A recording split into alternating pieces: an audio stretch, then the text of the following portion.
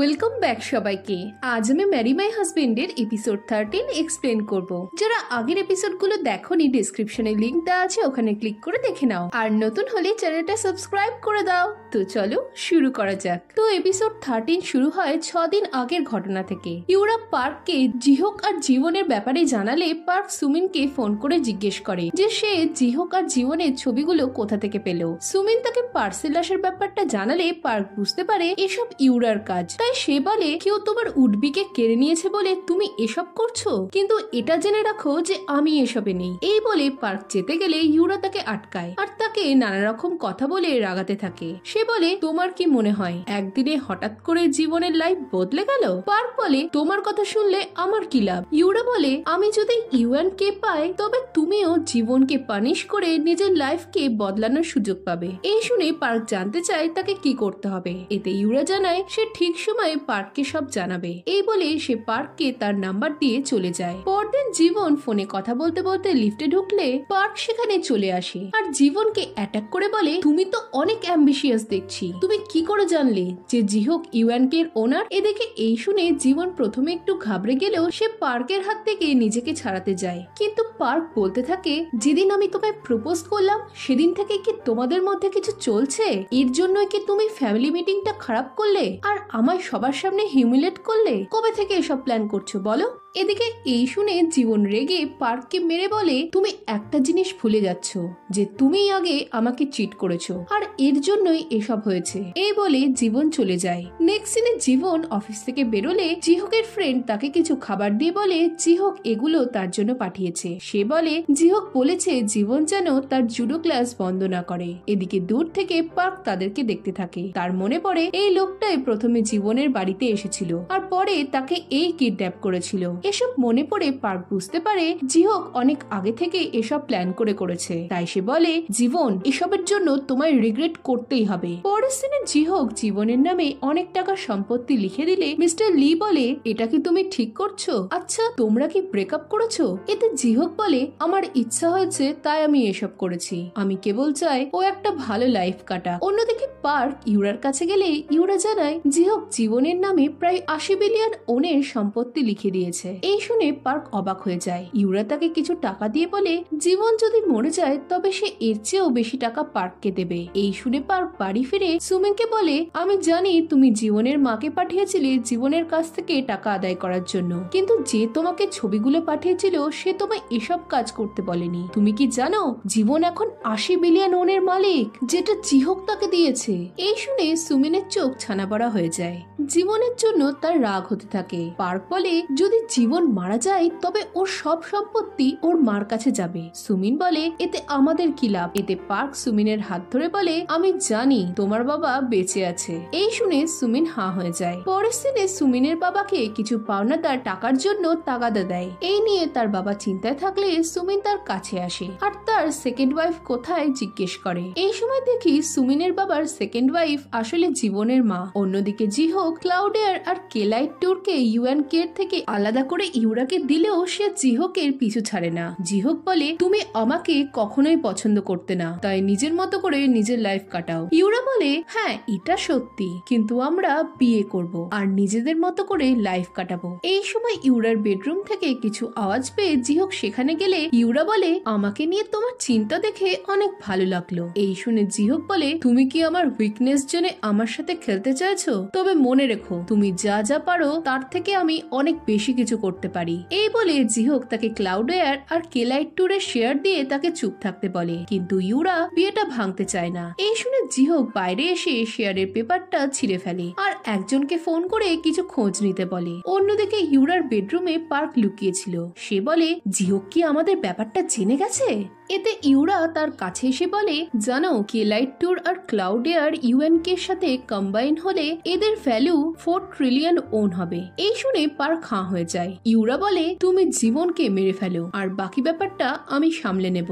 আমি যদি জিহোককে পাই তবে তুমিও বাকি লাইফটা টাকার উপর শুয়ে কাটাবে। এই বলে সে পার্ককে কিস করে। আর অন্যদিকে সুমিন তার বাবাকে কিছু টাকা দিয়ে জানায় একজন তাদেরকে এই টাকাটা দিচ্ছে, এর বদলে তাদেরকে একটা কাজ করতে হবে। এদিকে ইউরার অ্যাসিস্ট্যান্ট জানায় কিছুদিন পর জীবনের বাবার ডেথ অ্যানিভার্সারি। এই শুনে ইউরা বলে তবে সেদিনই জীবনকে তার বাবার কাছে পাঠানো যাক। নেক্সট সিনে বাবার ডেথ অ্যানিভার্সারির দিন জীবন তার বাবার কবরে যায়। অন্যদিকে মিস্টার লি জিহককে ফোন করে জানায় যে জীবনের মা ইল্লিগালি একটা ট্রাক ভাড়া করেছে। এই শুনে জিহক চিন্তায় পড়লে মিস্টার লি বলে এখন যদি জীবন মারা যায় তবে তার সব টাকা তার মার নামে হয়ে যাবে। এই শুনে জিহক ট্রাকের লোকেশনটা জানতে চায়। এরপর সে জীবনকে ফোন করে, কিন্তু তখনই জীবনের ফোন সুইচ অফ হয়ে যায়। তাই জিহক তার ফ্রেন্ডকে ফোন করে যে জীবনকে ফলো করছিল। জিহক তাকে ফোন করে জীবনকে থামাতে বলে, কিন্তু তার ফ্রেন্ড জানায় জীবন বেরিয়ে গেছে আর তার গাড়ি খারাপ হয়ে গেছে।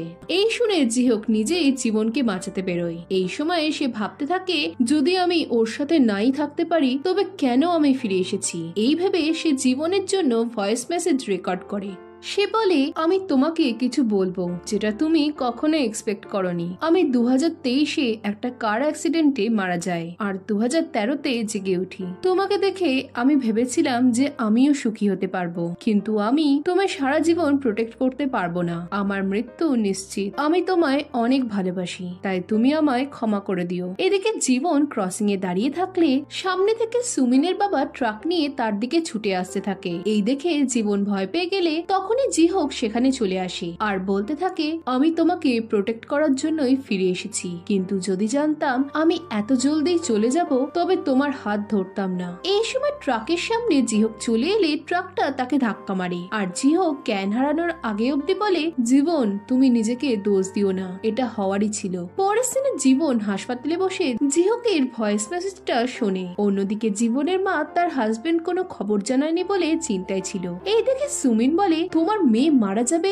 এতে কি তোমার কোনোই যায় আসে না। এতে জীবনের মা জানায় তার কাছে টাকাই সব থেকে দামি। এই শুনে সুমিন হেসে বলে তবে তোমার আমার বাবার সাথে থাকাটা উচিত হয়নি। আমার বাবা বড়ই মিথ্যেবাদী। বাবা নিশ্চয়ই তোমাকে অনেক স্বপ্ন দেখিয়েছিল কিন্তু কোনোটাই পূরণ করেনি। বাবা আমাকে কখনোই ভালোবাসেনি। আমি শিওর বাবা তোমার জন্য কোনো কাজ সঠিক করে করতে পারে না। এই সময় হন্তদন্ত হয়ে সুমিনের বাবা ঘরে ঢোকে আর তার মুখ দেখেই সুমিন বুঝতে পারে যে এবারেও সে কাজটা করতে পারেনি। পরের সিনে পার্ক ইউরার কাছে বসে থাকলে ইউরার অ্যাসিস্ট্যান্ট এসে খবর দেয় যে অ্যাক্সিডেন্টে জীবনের বদলে জিহক আহত হয়েছে আর হসপিটালে তার অপারেশন চলছে।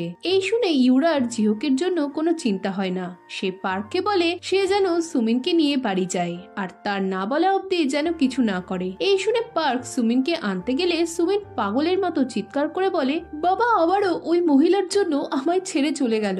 সব জীবনের দোষ, আমি ওকে শেষ করে ফেলবো। এতে পার্ক তাকে এখনকার মতো বাড়ি গিয়ে চুপচাপ থাকতে বলে আর বলে পুলিশ তাকে জিজ্ঞাসাবাদ করলে সে যেন তার বাবার ব্যাপারে কিছু না জানায়। অন্যদিকে হসপিটালে চেয়ারম্যান ইউএলএ জীবনের অনেক গিল্টি ফিল হয়। হুই দাদাকে নিয়ে চিন্তায় থাকলে জীবন বলে ওর কিছু হবে না। এই সময় মিস্টার লি একজনের সাথে অ্যাক্সিডেন্টের ব্যাপারে কথা বলতে থাকলে জীবন শুনে ফেলে যে এতে সুমিনের হাত রয়েছে। সে বুঝতে পারে না এতে সুমিনের কি লাভ। তখন মিস্টার লি তাকে জিহকের উইলের ব্যাপারটা জানায়। পরের সিনে অপারেশন সাকসেসফুল হলেও জিহকের জ্ঞান ফেরার বিষয়ে ডক্টর কিছু বলতে পারে না। এতে চেয়ারম্যান ইউ ভেঙে পড়ে আর জীবনের জিহকের বলা কথাগুলো মনে পড়তে থাকে। নেক্সট সিনে সে সুমিনকে দেখা করতে ডাকে। সুমিন এলে জীবন বলে তুমি কি আমাকে কখনো মুক্তি দেবে না? তুমি কি করে কাউকে খুন করার কথা ভাবতে পারো? এই শুনে সুমিন এমন ভাব করে যেন সে এসবের কিছুই জানে না। সুমিন বলে তুমি জানো তুমি আমার সাথে কি করেছো? তোমার জন্যই আমার মিসক্যারেজ হয়েছে।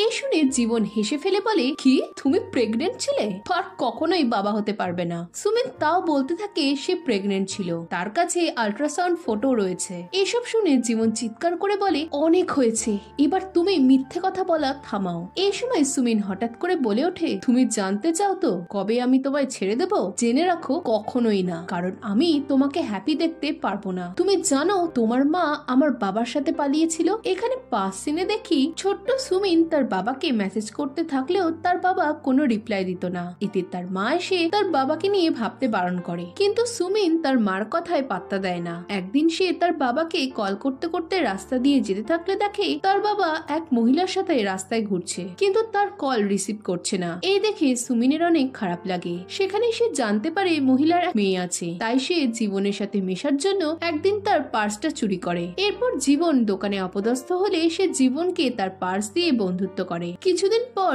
জীবনের বাড়ি গেলে জীবনের বাবার জীবনের প্রতি কেয়ার করা দেখে সে জেলাস হয়, আর সেই দিন থেকে সে ঠিক করে সে জীবনের সবকিছু কেড়ে নেবে। এখন বর্তমানে সুমিন বলে, এখন বুঝতে পারলে আমি কেন তোমায় হেট করি? তুমি সব সময় স্মাইল করো, তোমার হ্যাপি থাকাটা আমি দেখতেই পারি না। এই বলে সে চলে যেতে গেলে জীবন বলে, ব্যাস এটাই তো তোমার কারণ? তুমি ভাবো একমাত্র তুমি আমাদের মা বাবার রিলেশনের ব্যাপারটা জানো, তুমি ভাবো যে তুমি আমার সব থেকে দামি জিনিস কেড়ে নেবে। সুমিন বলে, তোমার কি একটুকু আমার উপর খারাপ লাগে না? এতে জীবন চিৎকার করে বলে, না, কারণ আমি অ্যাফেয়ারের ব্যাপারটা প্রথম থেকেই জানি, কিন্তু আমি তোমায় বলিনি কারণ আমি তোমায় কষ্ট দিতে চাইনি, তাই আমি সবসময় তোমায় খুশি রাখতে চেয়েছি। এমনকি আমি যখন ভেবেছিলাম আমি মরে যাব তখনও চেয়েছি তুমি ভালো থাকো। এই বলে জীবনের চোখ দিয়ে জল পড়তে লাগে, কিন্তু সুমিন এসব বিশ্বাস করতে চায় না।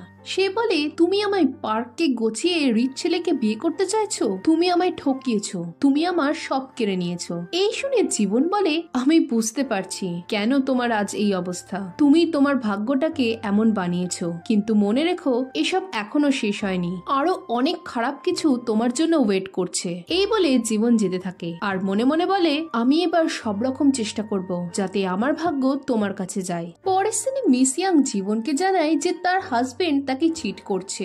এই দেখে জীবন হাঁ হয়ে যায়। অন্যদিকে মিস্টার লি মিস ইয়াংকে হনহন করে চলে যেতে দেখতে পায়। এর কারণ খুঁজতে গেলে মিস্টার লি বুঝতে পারে মিস ইয়াং তার বরের চিটিং ধরে ফেলেছে। তাই সে মিস ইয়াং এর কাছে গিয়ে বলে, তুমি যখন তোমার হাজবেন্ডের চিটিং দেখতে পেলে তখন তাকে চড় না মেরে এরকম করে পালিয়ে যাচ্ছ কেন? তোমার ওর মাথা ফাটিয়ে দেওয়া উচিত। তুমি কি করে ওর সাথে থাকতে পারো? আমার এত রাগ হচ্ছে, কিন্তু তুমি কি করে শান্ত আছো? এই সময় মিস ইয়াং কাঁদতে কাঁদতে বলে, আমি সকলের সাথে ভালো বিহেভ করলেও কেন আমি বিহেভিয়ারটা ফেরত পাবো না? আমি ওর কাছ থেকে তো এইটুকুই চেয়েছি যে ও আমার প্রতি ভালো ব্যবহার করুক, কিন্তু কেন ও এখনো সেটা বুঝলো না? এই শুনে মিস্টার লি চুপ হয়ে যায়। অন্যদিকে ইউরাকে তার অ্যাসিস্ট্যান্ট জানায় যে পুলিশ অ্যাক্সিডেন্টের কেসটা ক্লোজ করতে রাজি হয়ে গেছে। এতে ইউরা তাকে সুমিনের বাবা আর তার ওয়াইফকে ধরে আনতে বলে। পরের দিনে সে বেকুনের সাথে দেখা করে বলে, তুমি জিহোককে কিভাবে চেনো? এতে বেকুন অবাক হয়ে যায়। পরদিন পার্ক অফিসে জীবন আর জিহোককে না দেখে অনেক খুশি হয়। অন্যদিকে জীবন সারাদিন হসপিটালে থেকে জিহোকের কেয়ার করত। সে জিহোককে বলে, প্লিজ তুমি চোখ খোলো, তুমি কি এইটুকু আমার জন্য করবে না? জানো তোমার জীবন আর আগের মতো নেই, সে এখন অনেক স্ট্রং হয়ে গেছে, সে আর তার ভাগ্যকে ভয় পায় না। তাই আমি চাই তুমিও তোমার ভাগ্যকে বদলাও। আমি সারা জীবন একা কাটিয়েছি, কিন্তু এখন আমি তোমার সাথে বাকি লাইফটা কাটাতে চাই, তাই প্লিজ তুমি ফিরে এসো, আমাকে ছেড়ে যেও না। এই বলে কাঁদতে কাঁদতে সে জিহোকের ভয়েসমেলটা শুনতে থাকে আর বলে, আমি তোমায় অনেক ভালোবাসি। এদিকে জিহোকও জীবনের কথা ভাবতে থাকে। এই সময় জিহোকের আঙুল নড়ে ওঠে আর সে ধীরে ধীরে চোখ খুলে জীবনকে দেখে তাকে আই লাভ ইউ বলে। জীবনও তাকে দেখে আনন্দে কাঁদতে থাকে। আর এর সাথে এপিসোডটা এখানেই শেষ হয়ে যায়। এখন এরপর কি হবে জানতে হলে ভিডিওটাতে লাইক আর কমেন্ট করো, আর চ্যানেলে নতুন হলে চ্যানেলটা সাবস্ক্রাইব করে দাও। তো দেখা হচ্ছে নেক্সট ভিডিওতে। বাই।